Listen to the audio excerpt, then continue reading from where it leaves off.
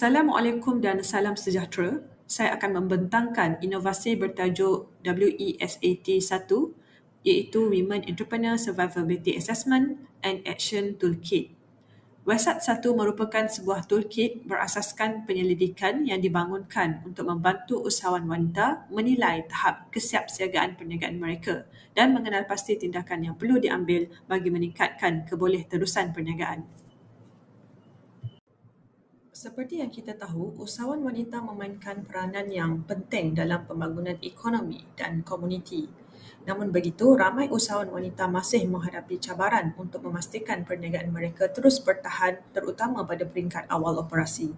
Walaupun pelbagai program latihan, pembiayaan dan bantuan keusahawanan disediakan, ramai usahawan masih tidak mengetahui tahap kesiapsiagaan sebenar mereka. Mereka sering menghadapi jurang dalam aspek pendidikan dan latihan, pengalaman, jaringan perniagaan serta akses kepada modal. Selain itu, tiada satu toolkit khusus yang membantu dan membolehkan mereka menilai tahap survivability perniagaan dan seterusnya mengambil tindakan yang sesuai. Bagi mengatasi masalah tersebut, WESAT 1 telah dibangunkan sebagai sebuah toolkit diagnostik dan tindakan yang menggabungkan penilaian serta intervensi dalam satu produk. Toolkit ini mengandungi 19 muka surat dan dibangunkan berdasarkan dapatan kajian berkaitan survivability usahawan wanita di Malaysia. WESAT 1 menilai 4 dimensi utama iaitu Education and Training, Experience, Network dan Capital Access. Setiap dimensi mengandungi item penilaian yang membantu pengguna mengenal pasti kekuatan dan kelemahan mereka.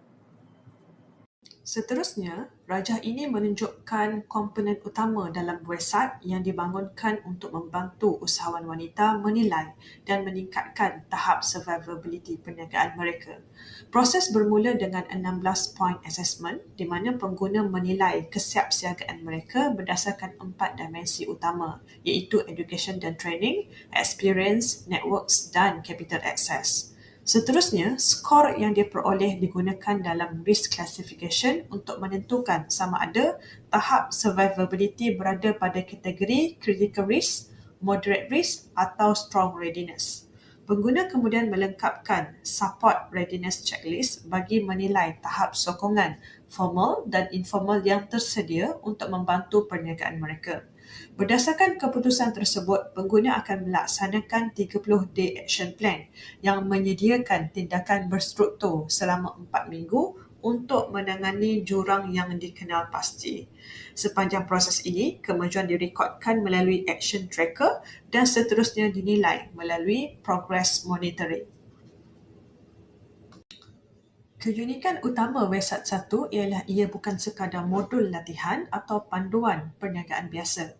WESAT 1 menggabungkan 3 elemen penting dalam satu produk iaitu assessment, diagnosis dan intervention. Selain itu, toolkit ini menilai kedua-dua formal support dan informal support yang sering diabaikan dalam kebanyakan alat pembangunan keusahawanan.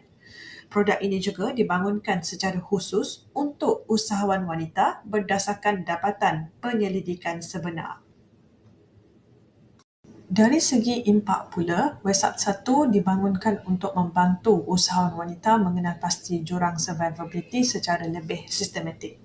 Melalui penilaian dalam 4 dimensi utama iaitu education dan training, experience, networks dan capital access, pengguna dapat mengenal pasti keutamaan mereka dan merancang tindakan penambahbaikan melalui pelan tindakan selama 30 hari.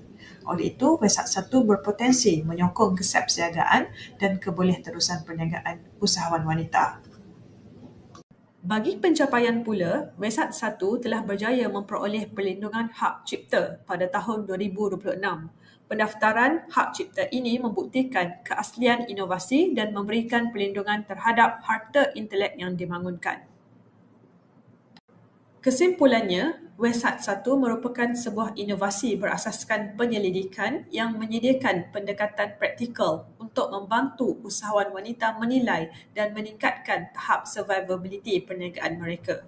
Melalui gabungan penilaian, tindakan dan pemantauan, WESAT 1 berpotensi menjadi alat pembangunan keusahawanan yang memberi manfaat kepada usahawan wanita, agensi pembangunan serta institusi latihan.